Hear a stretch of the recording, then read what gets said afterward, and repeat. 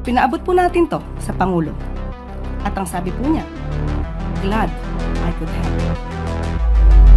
VTV Rewind. Kailangan talagang mag-ingat dahil kailangan sundan ang batas ng post natin.